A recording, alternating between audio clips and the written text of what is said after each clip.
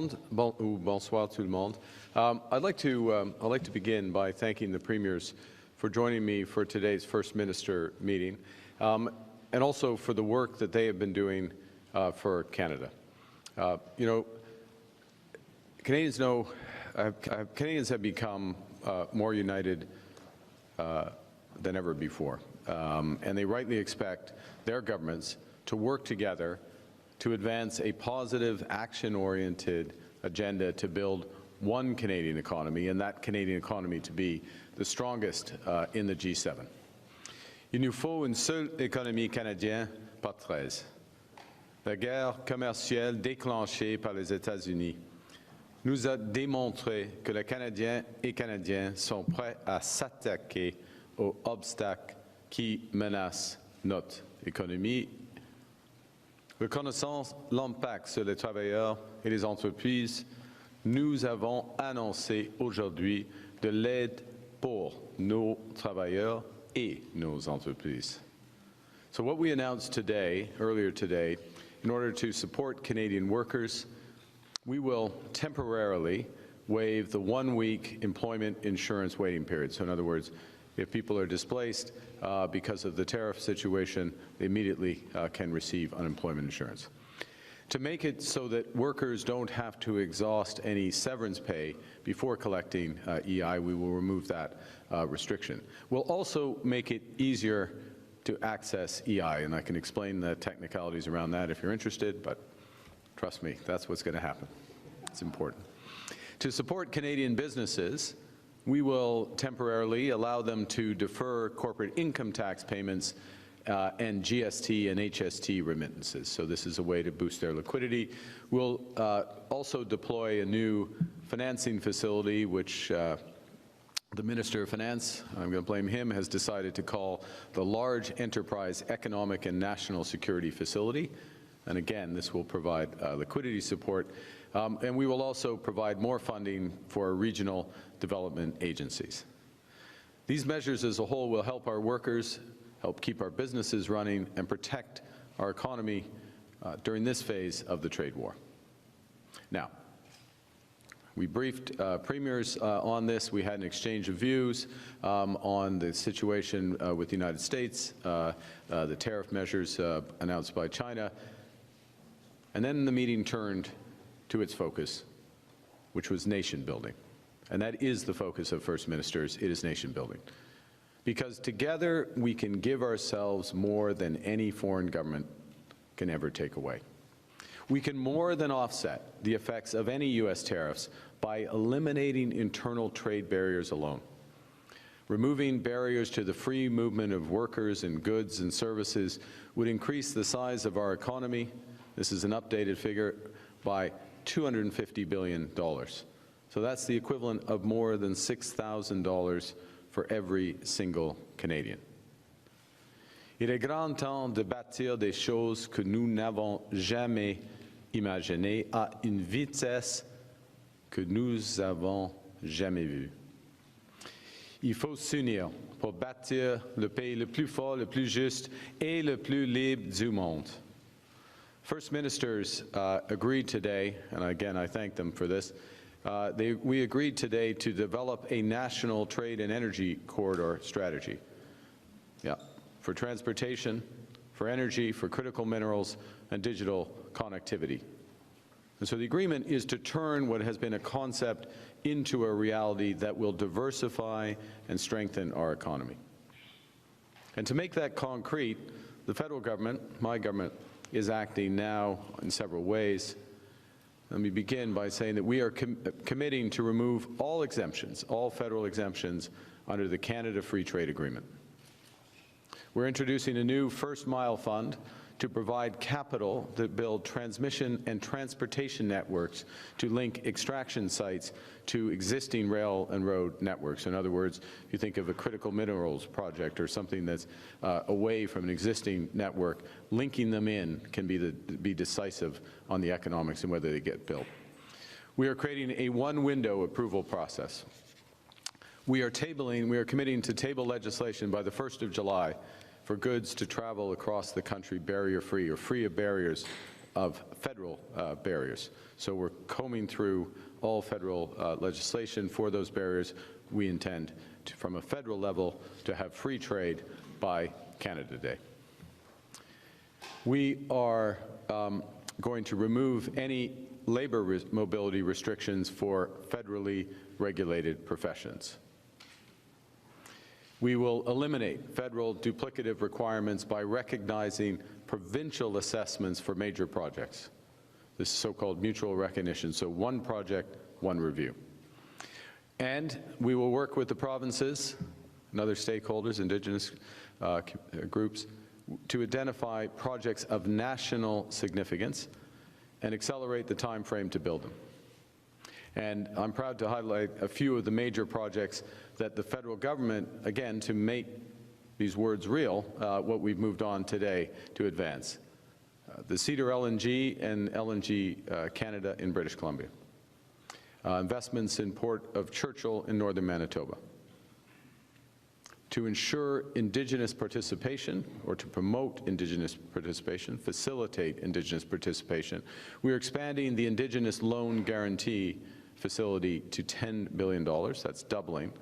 And what this does is it unlocks capital for First Nations, Inuit, and Métis to invest in equity of projects, in other words, to become owners of, co-owners of projects, in order for those projects to be built quickly and sustainably.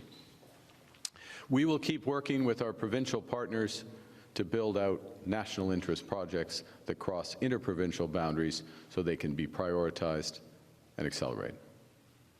One project, one review, it's time to build. Now, some examples of potential future projects, and this is not an exhaustive list, but you look to the Ring of Fire in Ontario in partnership with Indigenous peoples. Ports like Grays Bay in Nunavut, which links down through the Northwest Territories and into Alberta, and the Le Port de Montréal. The Second Narrows in British Columbia, which frees up additional exports. And very importantly, action, not words, but action on carbon capture and storage. These projects would build on recent progress that we've made on high-speed rail between Quebec and Ontario, an integrated electricity system for Nova Scotia and New Brunswick. Nous avons une occasion unique de développer rapidement ces corridors afin qu'ils soient efficaces, résilients et tournés vers l'avenir. Our vision is one where goods, services, and workers can move seamlessly from coast to coast to coast, d'un océan à l'autre. By harmonizing regulations, by enhancing labor mobility, we can create that truly open and one Canadian market that Canadians are demanding. That will reduce costs for our businesses, it will increase affordability for our consumers, it will unlock new opportunities, higher paying jobs for Canadians. Je suis convaincu qu'en travaillant ensemble, nous pouvons développer et bâtir une économie canadienne plus interconnectée et plus résiliente. Because Canadians are strongest when we're united.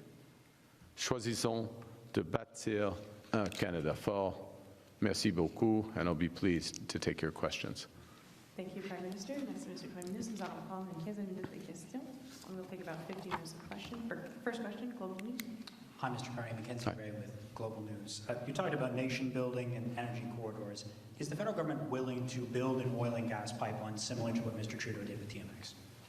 Well, I think what the spirit of what we're doing as First Ministers and what we're doing as the federal government is creating a framework so that the private sector will be building these projects.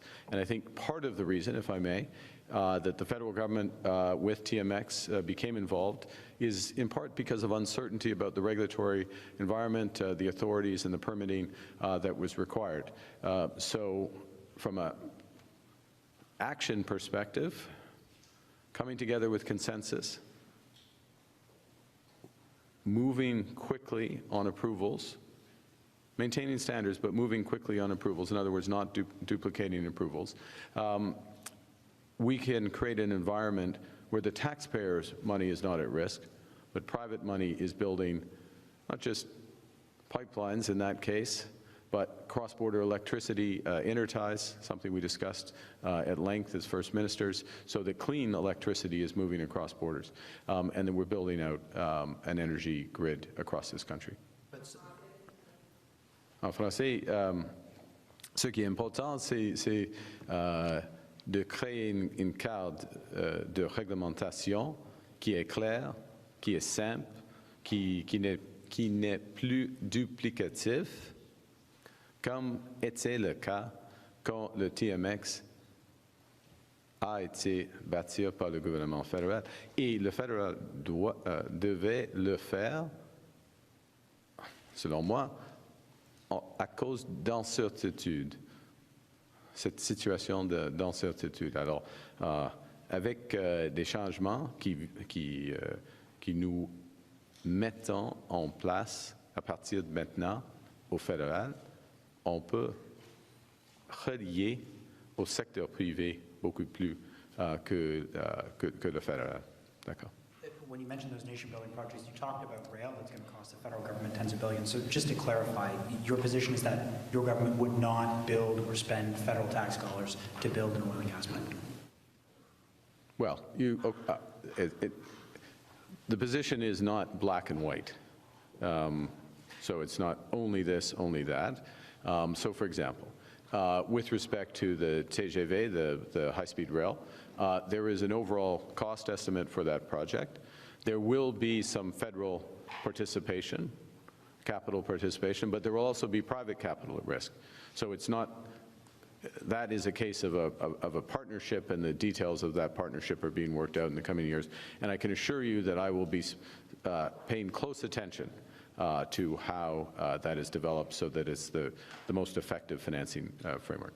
With respect to, and I'm going to speak in terms of energy, cross-border energy, of forms of energy, including critical metals and minerals, which are a form of energy just earlier stage. First and foremost, what we're looking to do is to provide, as I said a moment ago, the frameworks to provide greater certainty and duplication, create a sense of urgency that is required by the crisis. And sometimes, you know, I actually didn't mention, but I'm going to mention again, we are in a crisis, not of our own making, but that is the case now. And we need to come together and focus on it, which is what First Ministers were doing today, and I salute them for it. And by doing this, the vast, vast, vast majority of investment dollars and risk is going to be borne by the private sector, and rewards, of course, by the private sector. But I'm not going to rule out any federal participation in any possibility down the road. I mean, it's possible, but the emphasis is on private construction. Thank you. Good evening, Prime Minister Carney. Olivia Stefanovich, CBC News. You appeared to suggest yesterday that you're open to moving away from the federal government's emissions cap, while your Environment Minister said that the cap will remain in place. Can you explain what your approach will be to the emissions cap, and specifically how it will be determined and what will inform your decision? Well, there's two things, or there's several things here. First, I'm a pragmatist, so I'm focused on, as the government is, on getting emissions down from the production and transportation of conventional oil and gas. Okay, that's good for the environment. It ultimately will be good for the competitiveness of those producers and the distribution of that. So that's the objective, is to get down. Now, there is a role for an emissions cap. And again, emissions cap, not a production cap, but an emissions cap. I know you didn't say it, but just to be clear, because some twist it. There is a role for an emissions cap within that. But what's required in order to get those emissions down, the emissions intensity down of the production that, you know, we can see growing, particularly if Canadian oil and gas is displacing American oil and gas that we're importing right now in Eastern Canada. What's required is investment. Investment in carbon capture and storage technology, investment in reducing methane, fugitive methane, methane flame, other aspects, et cetera. What's required is investment. And what happened in, I can't remember where the room is, whether it was there or over there, somewhere around here where the room was, is, and what I was referring to earlier, what the federal government is doing, is putting in place the framework so that that investment is going to happen more quickly. So my focus and where I took my response the other day is around how are we going to make that investment happen. So the cap is there. The issue is getting the investments down. How are we going to get them down? I'm focused on that. We're making progress in unlocking that. We need to continue to work on it. U.S. President Donald Trump claims that he totally changed you and your party's fortunes. Is he interfering in our election? And since he repeated the 51st state comment about Canada, does this mean that a meeting with Trump or a phone call is off the table?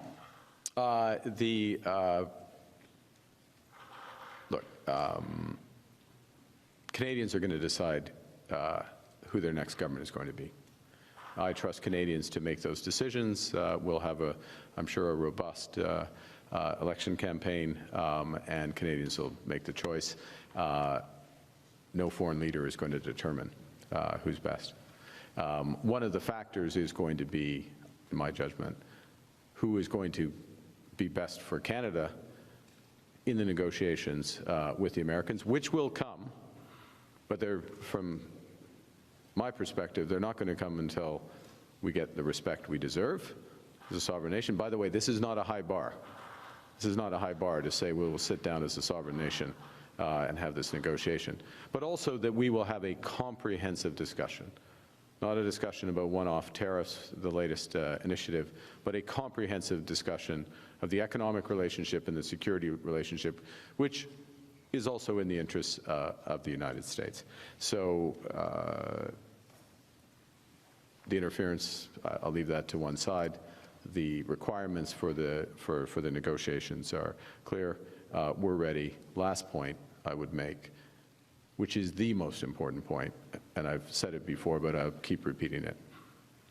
We can't control what's said in an Oval Office spray, I think it's called, scrum, we would say. We can't control that. What we can control are the types of issues we talked about today as First Ministers and what's behind that. That investment, that building the Canadian economy, that will give us far more than we could lose from American trade actions. Now, of course, in the end, America is going to lose from American trade actions. And that's one of the reasons why I'm confident that there will be that discussion with the appropriate amount of respect and the breadth. And I'm ready for it anytime they're ready. Tout en français, c'est beaucoup de le faire.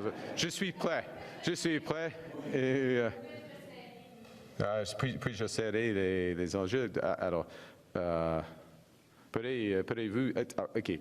En ce qui concerne les commentaires de M. le Président, c'est intéressant, mais c'est intéressant, mais absolument pas décisif pour notre élection.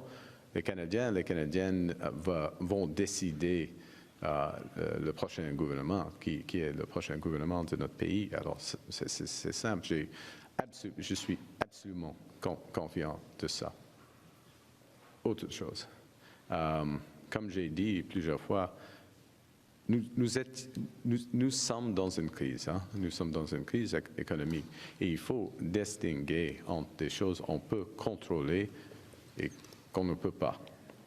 On ne peut pas contrôler les commentaires de M. le Président ou les tweets ou les truths de M. le Président, tout cela, mais on peut contrôler et nous doit contrôler notre destin économique.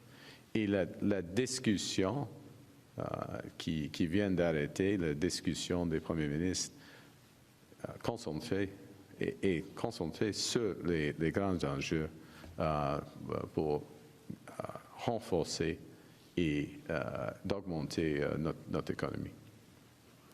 Bonjour, M. Carney, Olivier Billon-Boissé de TVA. Vous avez nommé Mark Wiseman sur votre Conseil des relations Canada-États-Unis. Il est cofondateur de l'initiative du siècle qui a fait pression sur le gouvernement pour obtenir 100 millions de personnes au Canada d'ici 2100. On a vu les impacts des seuils élevés d'immigration sur les services, sur le logement, même sur la capacité d'intégration au Québec. Je me demande, dans le contexte, pourquoi on a besoin des conseils de cette personne-là, une personne qui a dit aussi que le Canada devait avoir 100 millions de personnes d'ici 2100, même si le Québec aboie. OK. Premièrement, merci pour votre question. M. Wiseman est un homme d'affaires, une personne d'affaires avec beaucoup d'expérience aux États-Unis et beaucoup d'expérience transfrontalière, beaucoup d'expérience en ce qui concerne l'investissement dans l'infrastructure, par exemple. L'infrastructure énergétique, l'infrastructure reliée à l'information artificielle, intelligence artificielle, tout cela. Toutes les choses qui s'intéressent le Conseil canado-américain. OK? Ça c'est pas une question d'immigration. On parle jamais là au ce sujet. Mais c'est un sujet important, mais c'est pas un conseil qui s'intéresse à ça. Et première chose. Deuxième point. Je ne suis jamais d'accord avec tous les avis de personnes, même dans cette salle. OK? C'est, follow-up. Je dois vous relancer sur M. Legault qui nous disait qu'il voulait des ajustements sur les représailles, sur les comptes aux tarifs, parce qu'il y a des intrants qui affectaient beaucoup les entreprises québécoises. Qu'est-ce que vous lui avez répondu? Oui, premièrement, il y a un processus de rémission, des rémissions en ce qui concerne des repaies. Et il y a un processus pour des sociétés québécoises ou sociétés d'Albertains. On a une discussion j'ai eu une discussion avec le premier ministre Smith en ce qui concerne ça pour des sociétés albertaines, par exemple. Alors, il y a un processus et c'est une des... Alors, premier point, il y a un processus. Deuxième point, c'est une des raisons pour lesquelles on ne peut pas... Ça dépend, et c'était une question de Tonda la semaine dernière en Angleterre, je crois. On ne peut pas faire des reprais dollar par dollar si les menaces américaines ont une grandeur, une ampleur extraordinaire. OK? Alors, il faut être ciblé. Il faut être ciblé afin d'avoir un impact maximum négatif aux États-Unis et un effet minimum, et bien sûr, négatif ici au Canada. Merci. Bonjour, M. Carney. Raphaël Pirot du Journal de Montréal. Merci de répondre à nos questions. En une semaine, vous avez promis vous avez déjà éliminé une partie de la taxe sur le carbone. Vous avez promis d'annuler la hausse sur les gains en capital. Vous avez ouvert la porte au projet de pipeline. Et vous avez aussi promis d'annuler la TPS sur l'achat d'une première maison. Ouais. Ma question est simple. Pourquoi vous n'êtes pas présenté pour le Parti conservateur? Il y a plusieurs raisons pour lesquelles. En même temps, j'ai proposé, j'ai commencé un processus afin d'avoir un marché sur le carbone, des crédits de carbone. Deuxièmement, quand j'ai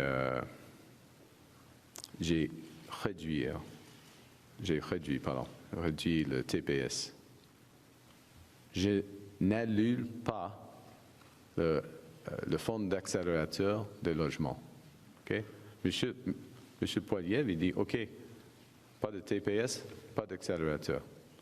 Monsieur le maire de la Ville de Québec, il m'a dit, il y a quelques semaines, ça c'est le meilleur programme. C'est un partenariat avec la Ville et le fédéral. Madame le maire de Saskatoon m'a dit la même chose. Okay? Monsieur le maire d'Edmonton, la même chose. Le Parti libéral, nous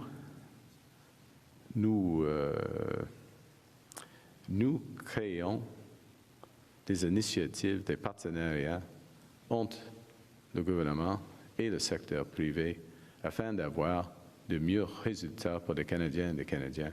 Il y a plusieurs d'autres différences entre le Parti libéral et le Parti conservateur et il y a de plus entre moi et M. Poilievre, ça c'est sûr. The question was, well, I won't repeat the question if you don't mind. You do your own translation. I drew one distinction, which is that when I reduced the GST on housing for first-time homebuyers, I didn't pay for it by getting rid of the Housing Accelerator Fund. That's what Mr. Poilievre said when he did something similar.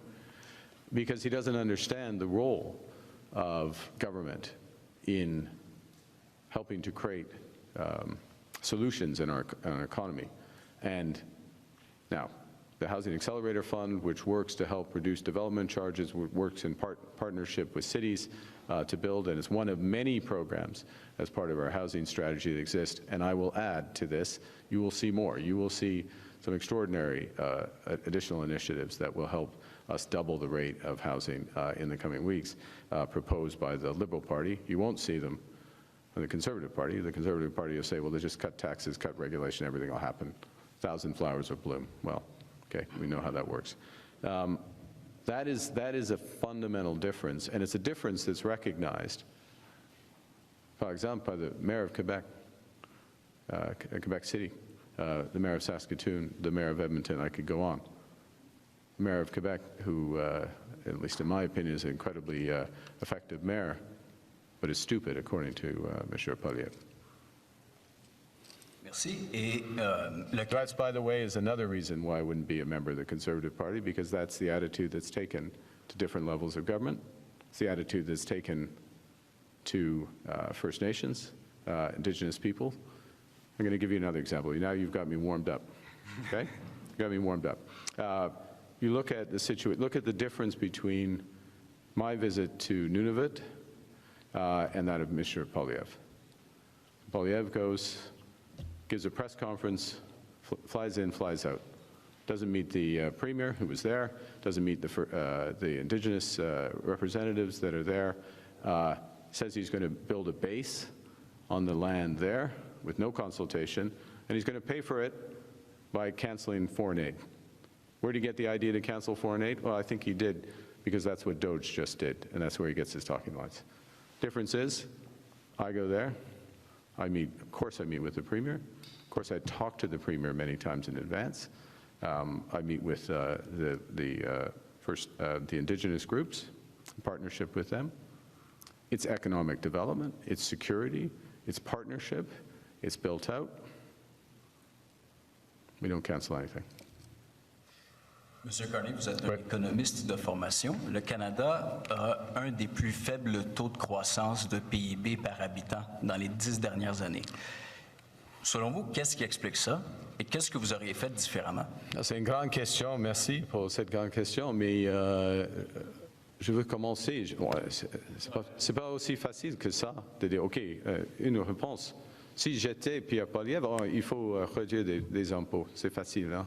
Et c'est fini. Non. C'est pas comme ça. Il faut changer des impôts. Mais ma réponse est ça. Cette question, c'est une des grandes raisons que je suis Premier ministre maintenant, afin de régler cette situation. Il y a plusieurs aspects, plusieurs initiatives qui sont nécessaires de régler cette situation, d'augmenter. C'est pas une situation, c'est la vie des Canadiennes et des Canadiens, la pénurie de pouvoir d'achat de nos ménages, de Canadiennes, de Canadiens. Alors, c'est des raisons pour lesquelles on fait des efforts dans la salle des premiers ministres, des changements. Il faut investir, il faut j'arrête là. On peut avoir une plus grande conversation. On peut avoir une conférence de presse sur la productivité. Il n'y a personne ici, hein, mais peut-être sauf vous, monsieur. OK, merci. We'll do just dernière question, last question with this one. OK. Bonjour, M. Carney, Juliane Lapointe de Radio-Canada. Juste pour qu'on soit clair, est-ce que vous allez maintenir un plafond sur les émissions, oui ou non? Oui. On va. on va le maintenir. Mais ce qui est absolument important, seulement d'avoir une réglementation, une loi, ce n'est pas suffisant de réduire les émissions. Les émissions, il faut agir, il faut d'action, il faut investir, il faut changer le cadre de réglementation. Et moi, je mets l'accent sur l'action. The emission cap, yes, keep the emission cap in place, but a regulation, a law, that doesn't reduce emissions. What I'm focused on is action in order to reduce those emissions. That requires partnerships. It requires a different framework, the types of things we were talking about in the room. Sorry, it's a big word, but it means that you've got to be able to get a project approved quickly. You have to be able to have co-investment in those projects. You have to have a clear framework for carbon pricing and others. All of that's required in order to help get those emissions down. And one of the projects, I firmly believe this, of national interest, national significance, is major investments in carbon capture and storage. We have the opportunity not just to get emissions down, but very importantly to create an entirely new industry that will serve Canadians well, but will create exports and jobs and opportunities for many decades. Last follow-up. Et selon vous, c'est quoi le tracé idéal pour un pipeline au Canada? Il commence où? Il finit où? Je vis dans le monde, il n'y a pas un idéal. Il y a plusieurs options.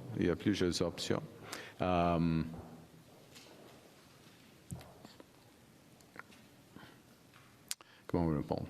Alors, ça vaut mieux d'avoir une situation ou une pipeline, un oléoduc, qui déplace des importations des États-Unis, en effet. OK, par exemple, maintenant, jour par jour, au Québec, il y a à peu près 350 000 barils d'huile par jour, la consommation. Et c'est plus de 70% viennent des États-Unis. Ce n'est pas une bonne idée, pas une bonne idée du tout pour nous. Alors, il y a une occasion, une opportunité d'avoir un oléoduc là. Mais il faut avoir l'acceptance sociale, il faut avoir un partenariat avec les peuples autochtones en même temps. Alors, ce n'est pas une question pour moi de dire, OK, il y a une ligne sur la carte du Canada, OK, on y va. Ça, c'est l'approche de M. Poilievre. OK, merci beaucoup. Merci beaucoup. C'est ce qu'on va mettre fin à la conférence de presse. It's supposed to end to our press conference. Thank you.